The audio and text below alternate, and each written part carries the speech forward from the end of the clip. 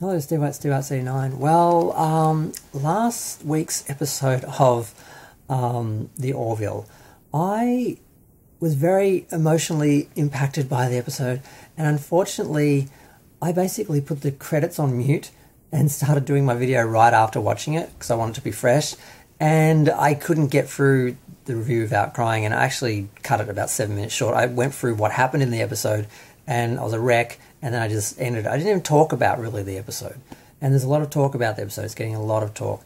A lot of trans people don't like it because it's not representational enough. They wanted literal trans people. I'm like, you missed the point. And other people are like, this is amazing. And I've had some people say to me in my comments, well, I didn't really understand the trans experience, but now it's opened my eyes. And because I saw it in a different way, I saw it.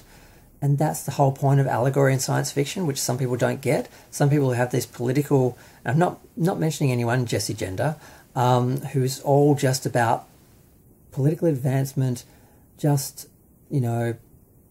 trans issues, trans rights, and not actually appreciating what that episode did for trans people. She does not seem to appreciate what that has done. She seemed very negative about it. I didn't watch the actual review. I just saw her comments and her Twitter comments and stuff like that, where it's like, while I adore what they do, in silly little science fiction shows, she wants a real transhuman on the Orville, basically, to walk around spouting 300-year-old political rhetoric no one cares about because it's all irrelevant now because it was all resolved, like it will be in like 10, 20 years. They won't be talking about trans issues we're going to be dealing with aliens. We're not going to be talking about, silly little human quirks. It's so stupid. Same thing with Discovery, where they had the non-binary person educating the 23rd century humans in the 31st century about pronouns. Like anyone would still be talking about that. Like that would even be an issue in 20 years, let alone 200, 300, 1,000 years. It was the most ridiculous current day political, out of context, fourth wall breaking moment that Star Trek has ever had. And of course people attacked it for that, and then people said, oh, you're transphobic, you hate it because it's about non-binary people or LGBT people. I'm like, no, it's about stupidity. It was a stupid thing to do, to pull current day politics into a future show and break the fourth wall and make it just about people in the moment, which is going to age really badly, and it's not going to be timeless like an allegory story.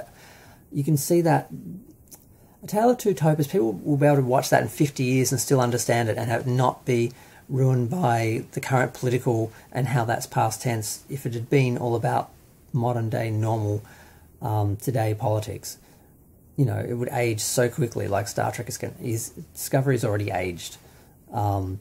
We haven't stopped talking about pronouns, but we will soon, and then it will have totally aged out of relevance.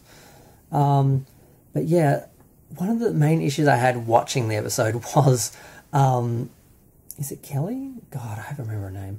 The just the way she, you understood her wanting to say something, but the whole time I was like, you can't. And that issue of, whose right is it to tell? Should they know? Is it the parents' right to protect them? So forth and so on. I can see that issue being an issue with some people. And other people are arguing, well, it's not a trans story because she was actually female and made, male, and she was just fixing. And I'm like, well, hello, that's what trans people are doing. They were born female in a male body, and they're just correcting that and getting back to who they really are. And people get so caught up on, well, they were born this way, so that's what they are. I'm like, it's not that simple. And so some people are saying it doesn't represent trans people, it's totally around the wrong way, it doesn't mean anything, it doesn't matter because, and I'm like, you don't get it, you don't get it, you don't get it, you don't get the trans thing, you don't get.